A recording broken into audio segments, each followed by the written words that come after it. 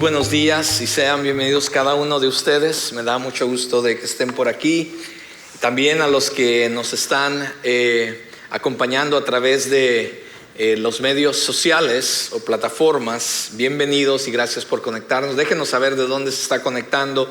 Déjenos saber cómo podemos orar por ustedes también. Y gracias por unirnos a nuestra iglesia.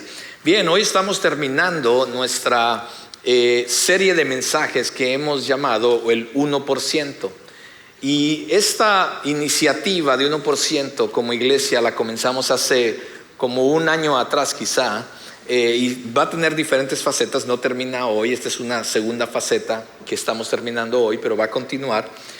Y lo que queremos es que Dios transforme como iglesia, transforme nuestras vidas, nuestros corazones, que entendamos que es la visión de Dios para nosotros como iglesia, y entonces así ser obedientes a su palabra y cumplir el propósito de Él para nosotros. Ese es el propósito al final. Así es que me da mucho gusto. Y hoy vamos a terminar esta serie y les voy a invitar que si usted tiene una copia de su Biblia, también va a estar en sus pantallas, por supuesto, si tiene su aplicación. La abra en Mateo capítulo 16. Mateo capítulo 16, y voy a estar leyendo los versículos del 13 al 19.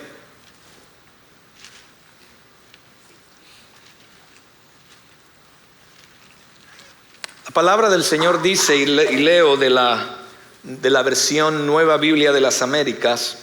El Señor dice: cuando Jesús llegó a la región de Cesarea de Filipo, preguntó a sus discípulos: ¿quién dicen los hombres que es el Hijo del Hombre? Y ellos respondieron: unos Juan el Bautista, otros Elías, pero otros Jeremías o alguno de los profetas. ¿Y ustedes, quién dicen que soy yo?, les preguntó Jesús. Simón Pedro respondió: tú eres el Cristo, el Hijo del Dios viviente. Entonces Jesús le dijo: bienaventurado eres, Simón, hijo de Jonás, porque esto no te lo reveló carne ni sangre, sino mi Padre que está en los cielos. Yo también te digo que tú eres Pedro, y sobre esta roca edificaré mi iglesia, y las puertas del Hades no prevalecerán contra ella. Yo te daré las llaves del reino de los cielos, y lo que ates en la tierra será atado en los cielos, y lo que desates en la tierra será desatado en los cielos. Permítame orar. Amado Señor, yo te doy gracias en esta tarde. Gracias por tu palabra. Tu palabra es fiel, tu palabra es verdad. Tu palabra nos edifica, Señor. Tu palabra, Señor, nos hace libres. Señor, no solamente nos da conocimiento, sino que también transforma nuestra manera de vivir, Señor. Y eso es lo que deseamos que haga en esta hora, oh Dios. Que tu palabra, Señor, transforme nuestros corazones.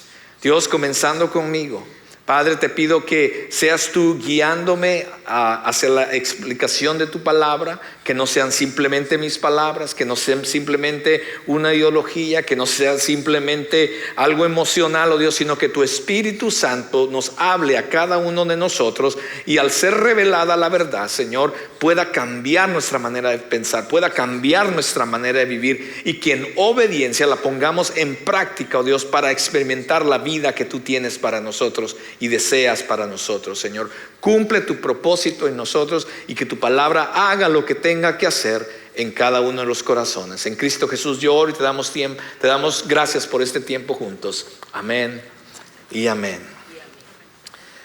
En los años que tengo de ministerio, mis amados, he notado que el compromiso que muchas personas tienen en cuanto a la iglesia se basa en lo que la iglesia puede hacer por ellos, o que cómo la iglesia puede llenar sus expectativas. Y cuando esto no pasa, no ocurre, cuando esto no se cumple, entonces lo que comienza a pasar es que muchas personas comienzan lo primero que hacen muchas veces es cambiar de iglesia. Se van a otro lugar. Pero lo más lamentable es que algunas personas, lejos de irse a otra iglesia, comienzan a desvalorizar lo que es la iglesia. e inclusive a abandonarla por completo. No existen iglesias perfectas, mis amados. Las iglesias, o la iglesia de Cristo más bien, continúa en construcción. Él continúa edificándola hasta el día de hoy. Y a pesar de sus fallas, a pesar de sus fracasos, a pesar de sus defectos, la iglesia, la palabra del Señor nos enseña que la iglesia de Cristo es el plan de Dios para cambiar y transformar el mundo, comenzando con nuestras vidas. La iglesia no pertenece tampoco a una denominación. El hecho de que nosotros estemos asociados a otras iglesias bautistas no quiere decir que la iglesia pertenece a una denominación bautista. Tampoco la iglesia no pertenece a los pastores. Aquí tenemos 8 pastores en esta iglesia. La iglesia Crossroads no pertenece a ninguno de nosotros. Tampoco Crossroads pertenece, o la iglesia en general de Cristo no pertenece a una persona o a los miembros de la iglesia. Pertenece solamente a Cristo Jesús. Y Él es el que continúa edificando a su iglesia. El Señor no dijo, edificaré tu iglesia. Él no dijo eso. Tampoco Jesús dijo, tú edificarás mi iglesia. Tampoco dijo eso. Porque la iglesia le pertenece al Señor Jesucristo. Y solo Él, mis amados, está hasta el día de hoy edificando a su iglesia para convertirla en aquello para lo que ha sido llamado a ser. Por eso nuestro punto número 1 de hoy es: la iglesia está fundada sobre la verdad divina de quién es Cristo. La iglesia está fundada sobre la verdad divina de quién es Cristo. En el texto que leímos, Jesús hace 2 preguntas a sus discípulos. La primera pregunta es: ¿quién dicen los hombres que es el Hijo del Hombre? El cristianismo no gira en torno a las opiniones personales, ideologías sociales o ningún punto de vista cultural o político, mis amados. Gira en torno de quién es Cristo Jesús. Jesús no hace la primera pregunta simplemente por indagar, por curiosidad o por ignorancia, porque Jesús no sabía lo que la gente decía de Él. Jesús simplemente quería llevar a un punto a sus discípulos y a nosotros el día de hoy también. La gente había escuchado las palabras de Jesús, la gente seguía a Jesús, había escuchado las enseñanzas. Muchas gracias, hermano. La gente había escuchado las enseñanzas de Jesús. Había visto sus obras, había visto inclusive sus milagros, pero no habían creído en Él. La gente tenía diferentes opiniones de quién Jesús era. Opiniones vagas, opiniones inclusive en la ignorancia, porque nunca realmente llegaron a conocer quién era Jesús. Pero déjenme decirles algo. Está pasando lo mismo el día de hoy. Muchas personas, si usted va afuera, muchas personas tienen una idea vaga de quién es Jesús. Es más, me atrevo a decir que quizás muchas personas dentro de las iglesias inclusive no han entendido quién es Jesús, o tienen una idea preconcebida, lo que han escuchado por ahí, y nunca llegan realmente a conocer quién es Jesús. Amados, es un error no conocer verdaderamente a Cristo Jesús y solamente tener una opinión vaga o una opinión popular de quién es Él. Jesús no pertenece a un grupo o categoría entre muchos. Él dijo: yo soy el camino, la verdad y la vida. Nadie viene al Padre si no es por mí. En otras palabras, Jesús pertenece a una categoría única, propia, exclusiva. No hay nadie como Él. Pero después de que los discípulos dan una lista de las diferentes opiniones, de lo que la gente dice de quién es Él, Él se voltea con ellos y les dice: ¿y ustedes? ¿Y ustedes? ¿Y tú? Crossroads, ¿quién ustedes dicen que soy yo? La gente estaba confundida respecto a Jesús. Pero ¿cuál era entonces la postura de los apóstoles? A Jesús realmente quizás no le importaba mucho las opiniones de las personas. Quería traerlos hacia un punto, Jesús, a sus discípulos y a nosotros el día de hoy. ¿Cuál es la postura de ustedes en cuanto a quién soy yo? Les dice Jesús a sus discípulos y nos dice en esta tarde a ti y a mí. ¿Quién tú crees que soy yo? El famoso predicador Charles Spurgeon afirmó: poco importa lo que otros digan acerca de Jesús, ya sea que tengan razón o estén equivocados, dice el predicador. Lo que verdaderamente importa es lo que tú crees acerca de quién es Jesús. Esta es la pregunta que cada persona debe responder, porque la respuesta a esta pregunta marca la diferencia entre la vida y la muerte, entre la salvación o el juicio, entre el cielo y el infierno. Pedro se levanta en medio de sus compañeros y responde quizá a nombre de ellos, pero al final esta fue una respuesta que se fundamenta en una convicción personal. Y él dice: tú eres el Cristo, el Hijo del Dios viviente. Oh, mis amados, esa es la gran confesión que todo discípulo hace y debe hacer. Porque el cristianismo no se reduce simplemente a un domingo, un ritual, un tiempo de estar aquí, y tampoco se reduce simplemente a un cuerpo doctrinal donde todos venimos, aprendemos algunas cosas, o tampoco se reduce a un código de conducta donde se te enseña qué hacer y qué no hacer, o cómo portarte y cómo no portarte. El cristianismo se trata de una persona. El cristianismo se trata de Cristo y quién es Él. Cristo, Pedro dijo: tú eres el Cristo, el enviado, el Hijo del Dios viviente. Se trata de eso. El cristianismo es Cristo y Cristo es Dios. Los verdaderos discípulos confiesan a Jesús como el Cristo, mis amados, el Hijo del Dios viviente. Y esta confesión no se hace una vez. Esta confesión debería continuamente estar en nuestros corazones, en nuestros labios inclusive. Debería de volverse más profunda, más grande, más firme en nuestros corazones mientras pasa el día, mientras continuamos siguiendo a Jesús. Deberíamos entender realmente a quién estamos siguiendo y no simplemente ser parte de una religión.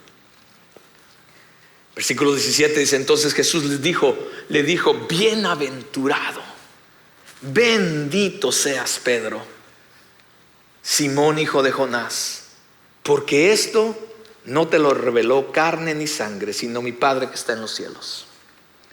Esa bendición se aplica a todo aquel, a toda persona a quien el Padre le ha revelado quién es Cristo y han creído en esta verdad. No es por medio de carne y sangre, dice. La expresión carne y sangre en este pasaje es un modismo para hacer referencia a lo que es humano o lo que viene de la humanidad. La carne y la sangre no pueden salvarnos. Nada de lo que venga de parte de nosotros puede salvarnos. Por eso ni nuestras propias obras pueden salvarnos. Nuestras ideologías no pueden salvarnos. Pero a todos, dice Juan 1, pero a todos los que lo recibieron les dio el derecho de llegar a ser hijos de Dios. Es decir, a los que creen en su nombre, que no nacieron, dice el texto, de sangre ni de la voluntad de la carne, ni de la voluntad del hombre tampoco, sino de Dios. Número 2, la iglesia no es solo de creyentes, sino de discípulos de Cristo. Con permiso. La confesión de Pedro en quién es Cristo no fue el resultado, como estamos diciendo, de algo intelectual, de algo que él estudió, de algo que él escuchó. Tampoco fue el resultado de su razonamiento, de la lógica o la educación, porque ni educación tenía Pedro. Todo eso es de la carne y sangre. La carne y sangre no se lo revelaron a Pedro. Esta es, mis amados, la realidad humana que la iglesia, nosotros debemos entender, porque la verdad de Cristo no puede ser conocida, no va a ser conocida, ni el mensaje del evangelio va a ser creído por esfuerzos humanos, por lo que hagamos simplemente. Por eso dice la escritura que debemos nosotros, la iglesia, ir y hacer discípulos, porque las personas no en su estado natural, en su estado humano, no van ellos a buscar de Dios. La escritura es clara en cuanto a eso, que nosotros, el hombre no busca de Dios, Él es quien nos busca a nosotros. Y es por eso es imperativo que la iglesia de Cristo vayamos y hagamos discípulos, que les compartamos el evangelio, que los ayudemos a entender. El texto dice que los hagamos discípulos de todas las naciones, bautizándolos en el nombre del Padre y del Hijo, pero enseñándoles también, eso es discipulado, a guardar todo lo que tú y yo hemos aprendido. Ese es el trabajo de la iglesia. Y esa es la manera en que trabaja. Esa es la manera en que Dios quiere salvar a aquellos que están perdidos. Ese es el llamado que tenemos como iglesia. Y esta visión o esta iniciativa del 1% de la que hemos estado hablando, no es simplemente una estrategia para llenar este lugar. Usted ya lo ha escuchado de mí. Es simplemente para aumentar números de personas en este lugar. Si Dios quiere traer más personas a este lugar, gloria a Dios, tenemos espacio. Pero y si no, también gloria a Dios, porque lo más importante de todo esto que hemos estado estudiando es que nuestros corazones sean transformados y en verdad comencemos a vivir de la manera que Dios desea que vivamos. Si vas y tú le compartes a alguien y esa persona y lo disipulas y hay una iglesia cerca de ellos, gloria a Dios, mándalo a esa iglesia, que sea bíblica por supuesto, que enseñe la completa verdad de la palabra de Dios. Se trata de transformar nuestros propios corazones y entender cuál es nuestro propósito como iglesia, como personas, como parte del cuerpo de Cristo. ¿Por qué estamos aquí? Y cumplir el llamado que Dios nos ha hecho como iglesia. Como iglesia, mis amados, hablando de Crossroads específicamente, como iglesia no intentamos alcanzar a los perdidos y desarrollar discípulos de Cristo mediante simplemente metodologías de crecimiento, estrategias de mercadeo, paradigmas empresariales, filosofías terapéuticas, teorías de autoayuda. Muchas veces se escucha inclusive en las iglesias. O un entretenimiento humano, ni experiencias emocionales. Todas esas cosas que acabo de mencionar podría llenar este lugar. Alguien una vez me dijo literalmente, ¿por qué usted no comienza a hablar de la prosperidad y va a ver cómo se le llena la iglesia? Esas cosas podrían llenar el edificio, mis amados, pero ninguna de ellas puede convertir a las personas en discípulos y seguidores de Cristo. Lo único que es útil para enseñar, para reprender, para corregir, para instruir en justicia, a fin de que el hombre de Dios sea perfecto, equipado para toda buena obra, es la escritura inspirada por Dios. El Padre, mis amados, revela al Hijo a los corazones de los hombres. Juan en el capítulo 17 dice que la vida eterna consiste en conocer a Dios, al Dios verdadero, y conocer a Jesucristo. No se obtiene por medios terrenales o humanos, como ya lo hemos dicho. No se obtiene por recursos, por intelecto, por razonamiento. No se obtiene por medio de la sangre y carne. sino más bien a Dios le agrada revelar la verdad acerca de quién es Cristo a las personas que Él ha amado, y abre su corazón para que reciban esa verdad. A Pedro le dice: no te lo reveló carne y sangre. Esto no vino de nada, ni de nadie, ni de ti mismo. Esto vino de parte del Padre que está en los cielos. No somos salvos, mis amados, por nuestros fútiles esfuerzos de poder alcanzar a Dios. Somos salvos simplemente por la gracia soberana de Dios para nosotros, que nos alcanza a través y nos salva a través de Cristo Jesús. Pedro nos recuerda que ahora, aquellos que hemos recibido esa verdad en nuestros corazones y vivimos para Él, sé que ahora somos linaje escogido, real sacerdocio, una nación santa, un pueblo adquirido para posesión de Dios. A fin, dice el texto. O sea, hay un propósito, hay un porqué, a fin de que anuncien las virtudes de aquel que los llamó de las tinieblas a la luz admirable. ¿Cómo estamos nosotros con eso? Porque muchas veces hemos caído, y no hablo solamente de Crossroads, pero la iglesia en general o los cristianos en general, caemos en pensar que el cristianismo se trata de simplemente asegurarnos de ir a la iglesia el domingo, y bueno, cuando pueda, si no hay algo mejor que hacer o si no hay un partido de fútbol bueno, entonces no, nada de eso. Nada de eso. El propósito, uno de los propósitos, uno es conocer a Dios, quién Él es, y a Cristo. Y dos, es que su voluntad se cumpla en nuestras vidas. Pero aquí dice el texto en Pedro, que a fin de que anunciemos las virtudes, una vez que le conocemos, una vez que le experimentamos, una vez que comenzamos a seguirle y a vivir la vida para Él, entonces somos llamados también a anunciar esas virtudes de quién Él es y cuál es su voluntad con alguien más, con los que están alrededor de nosotros. Número 3, la iglesia tiene poder y autoridad en Cristo.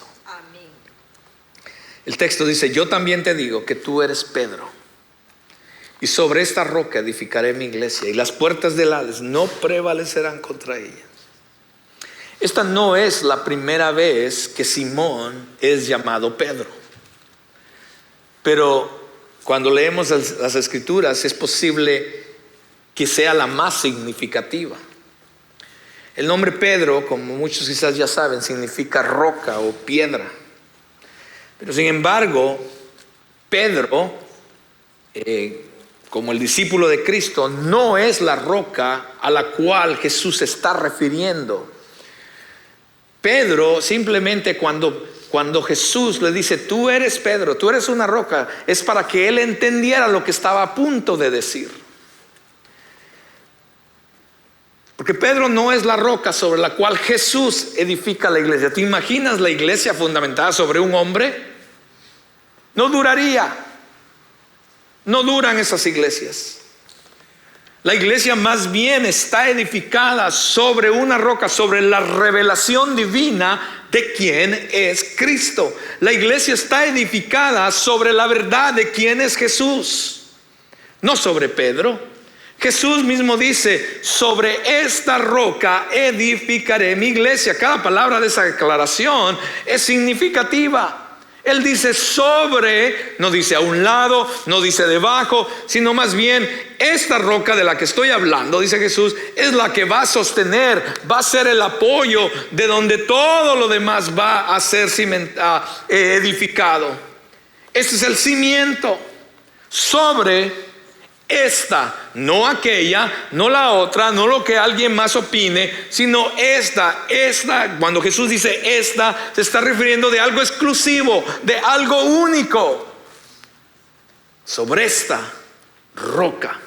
En aquellos tiempos de Jesús no existía el cemento o el concreto como lo conocemos hoy en día, ¿no? Entonces Cada vez que iban a edificar un edificio o una casa, lo que usaban para el cimiento era la roca. Inclusive hay parábolas acerca de la roca. Cuando Jesús se refiere de que en una ocasión Él habla de que no construyas tu casa sobre la arena, sino construyela sobre la roca, porque sobre la roca van a venir las tempestades, va a venir todo lo demás, y la casa que está sobre la roca es la que va a permanecer. Pues de eso se trata también esto. Él dice: sobre esta roca. El fundamento es algo firme que no importa lo que venga, va a ser sostenido.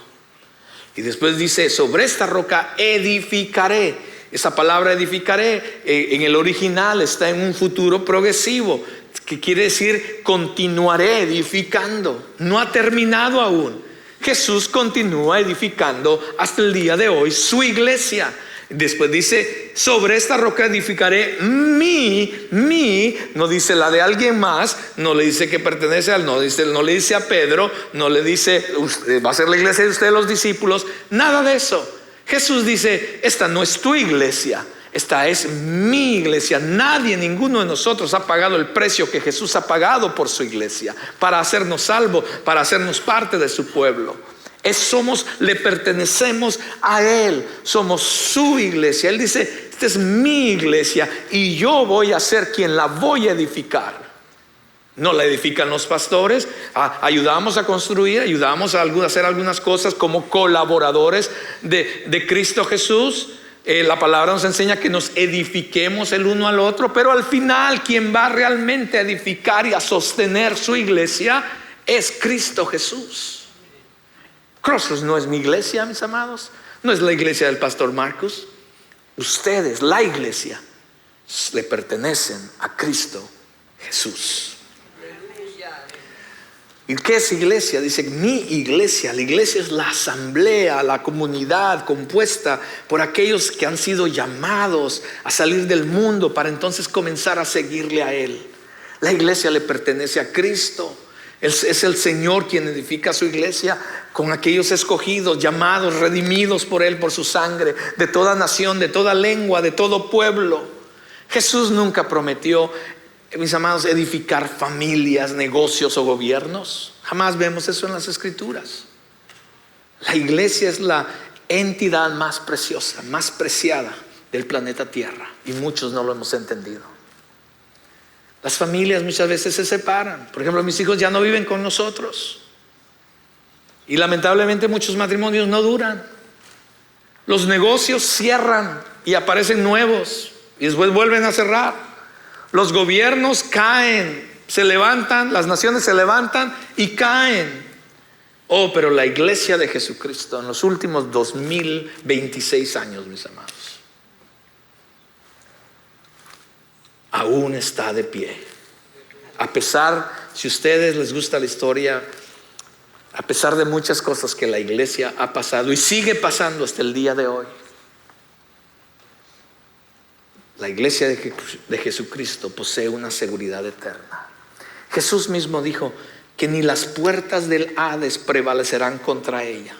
Las puertas del Hades es una expresión que alude a la muerte. En otras palabras, Jesús dice: ni aún la muerte, ni aún el poder de la muerte va a poder en contra de la iglesia. No va a poder detener la misión de la iglesia. No va a poder detener el progreso de la iglesia. No va a poder detener la misión de la iglesia. No va a poder detener la victoria que Cristo ya nos ha dado a la iglesia. Y esa es la esperanza que tenemos en Cristo. Es posible que vamos a sufrir persecución, es posible que alguien nos va a rechazar, es posible que aún familiares, amigos nos rechacen, nos digan, inclusive nos hagan algo. Inclusive decirle, podemos quizás inclusive perder la vida a causa del evangelio de Cristo. Pero la muerte, mis amados, ni aún la muerte es el fin definitivo. La eternidad sí lo es. En Cristo tenemos esperanza que trasciende lo que Jesús está diciendo, que trasciende aún la muerte. Y entonces llegamos al versículo 19.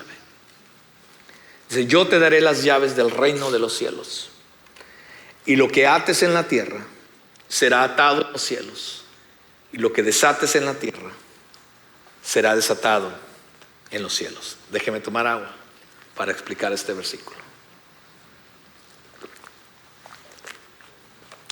Porque este es uno de los versículos, mis amados, que se ha mal interpretado en muchas iglesias. Necesitamos realmente indagar, estudiar las Escrituras para entender lo que Jesús está diciendo con este versículo. Es que déjenme comenzar diciéndoles lo que este versículo no significa, porque creo que muchos han escuchado lo que estoy a punto de decir. Déjenme explicarles lo que este versículo no significa. La autoridad no ha sido dada a una persona. La autoridad de la que está hablando este versículo, de las llaves de atar y desatar, no se le ha dado a una persona. No se le ha dado a un líder de una iglesia. No se le ha dado al pastor de la iglesia. La autoridad de la iglesia no es el pastor al final. ¿Tengo autoridad y responsabilidad? Claro que sí. Pero yo no soy la autoridad última de la iglesia, mis amados. Los pastores de aquí no somos la autoridad última. Entonces, ¿quién es? ¿Será la denominación a la que pertenecemos? Tampoco. Porque la autoridad de la que este versículo está hablando no ha sido dada a un simple hombre. No es tampoco a lo que la iglesia tradicional llama como el Papa. El Papa no es la autoridad final de la iglesia. No se le ha dado la autoridad. Esto no se trata de eso.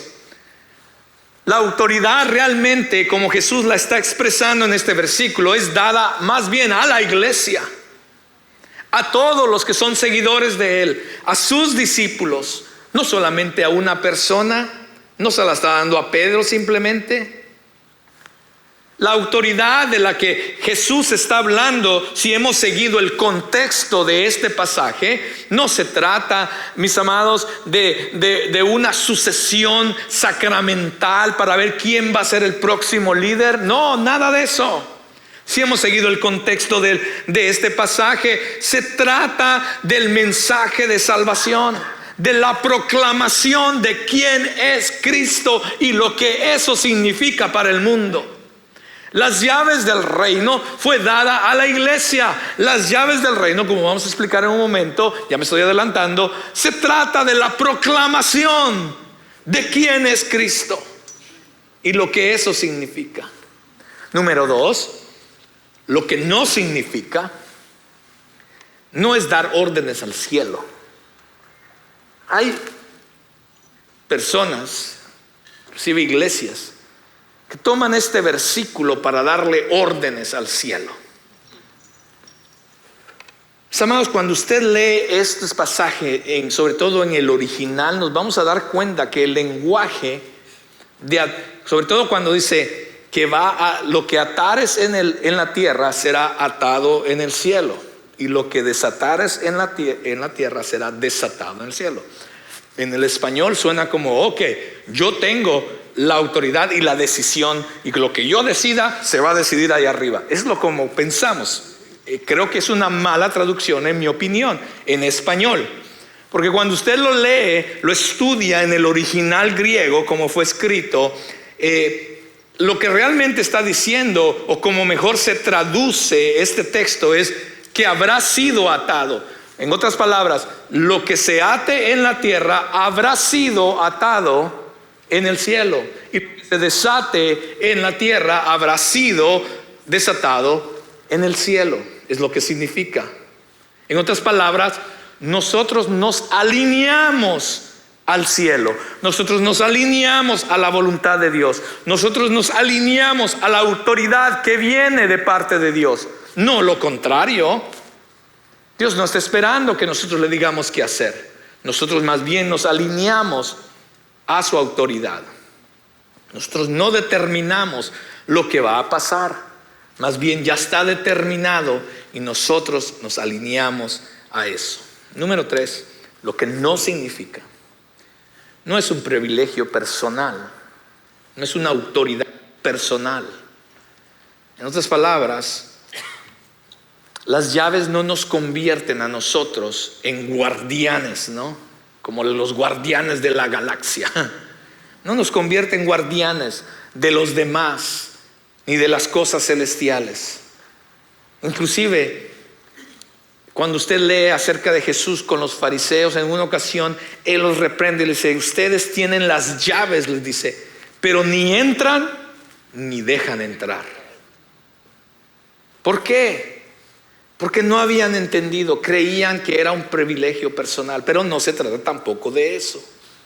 Más bien, las llaves simbolizan autoridad. Claro que sí. Pero la autoridad, ¿en quién o en qué?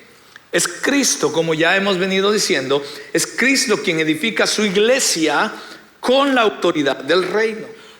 Entonces esta promesa, ante todo, es una declaración acerca de la autoridad de Cristo. Si ustedes se recuerdan, en la Gran Comisión Jesús comienza diciendo: toda autoridad en el cielo y en la tierra se me ha dado, dice Jesús. La autoridad comienza con Jesús.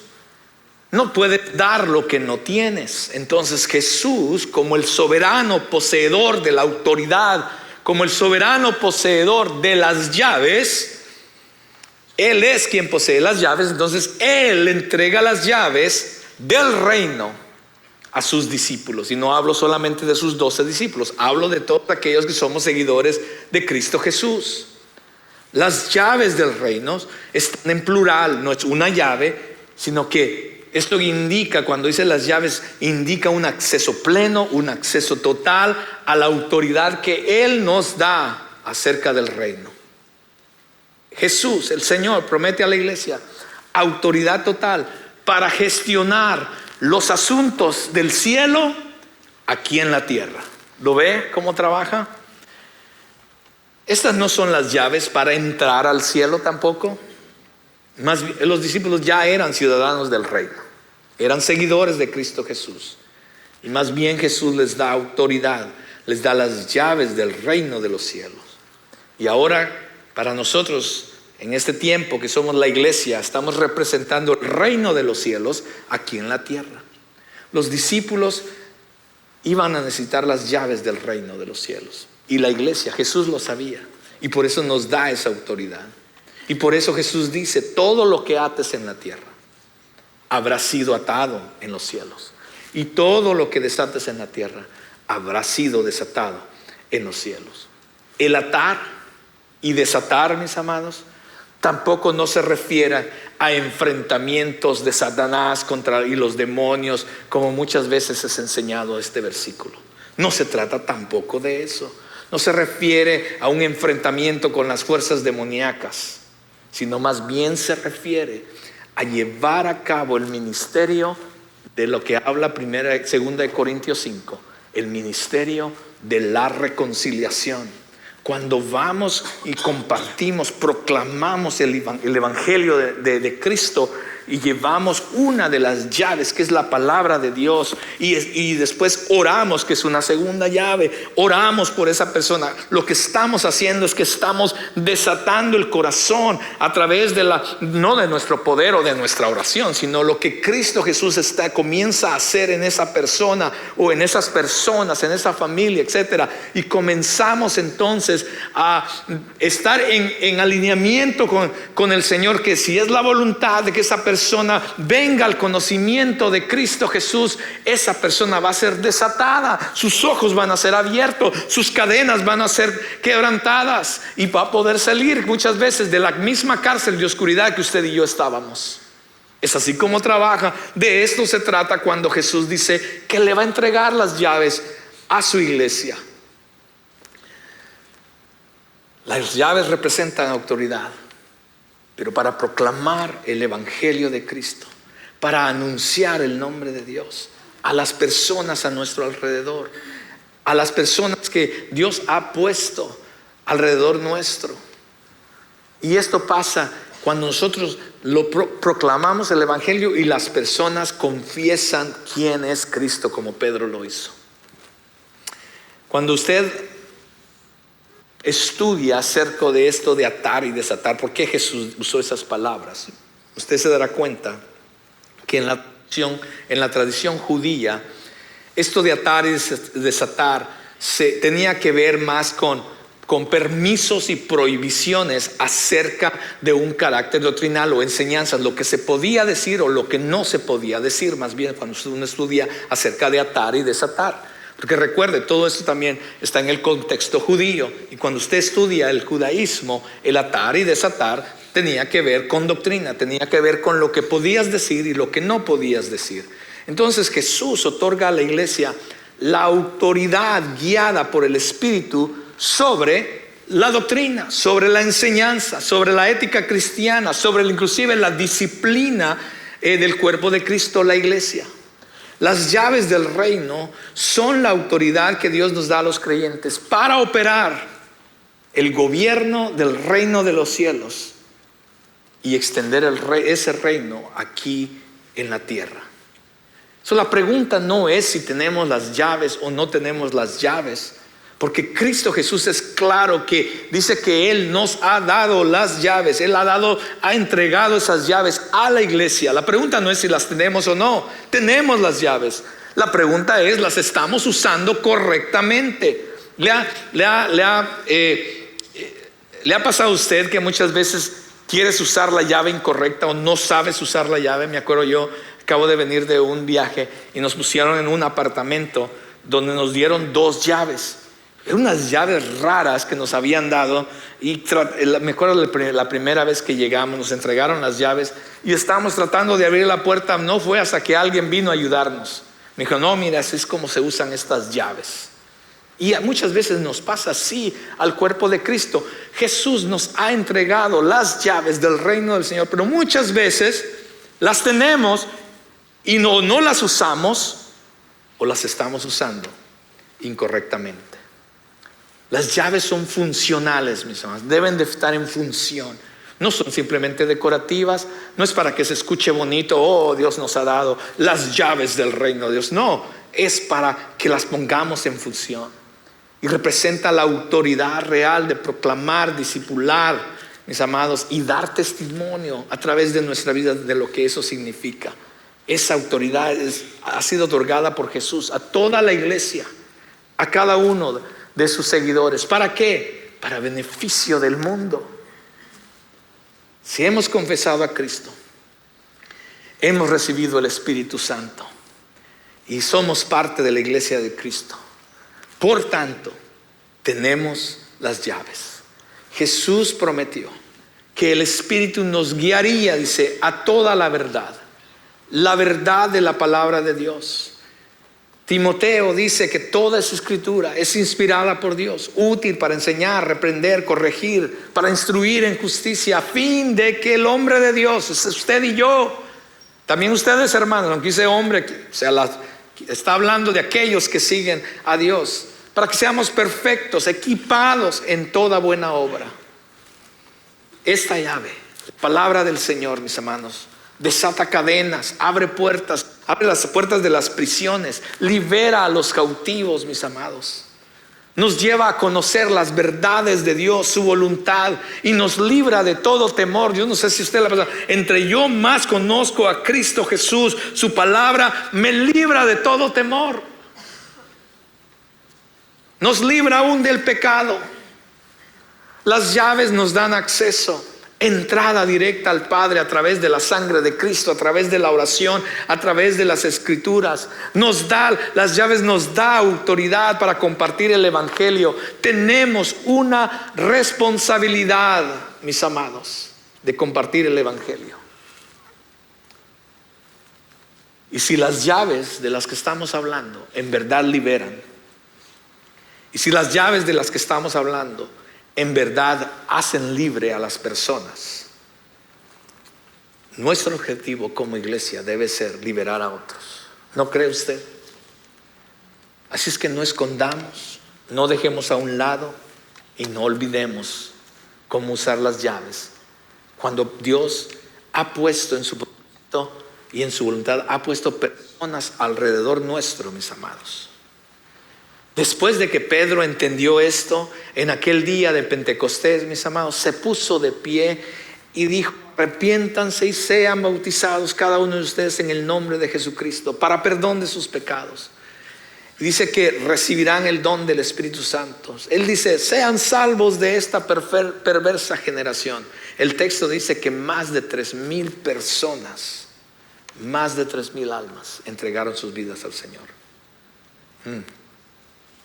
Dice que se dedicaban continuamente en la enseñanza de los apóstoles, en la comunión, en el partimiento del pan y la oración.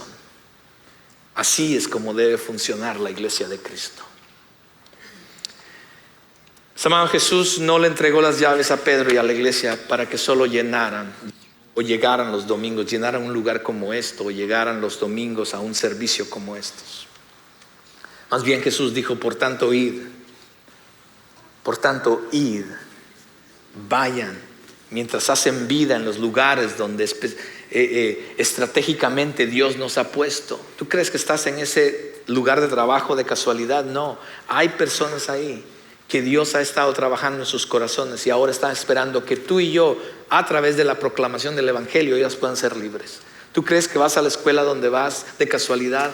¿Tú crees que vives en el vecindario de casualidad? Dios estratégicamente nos ha puesto ahí para proclamar el Evangelio y traer libertad a los cautivos, mis amados.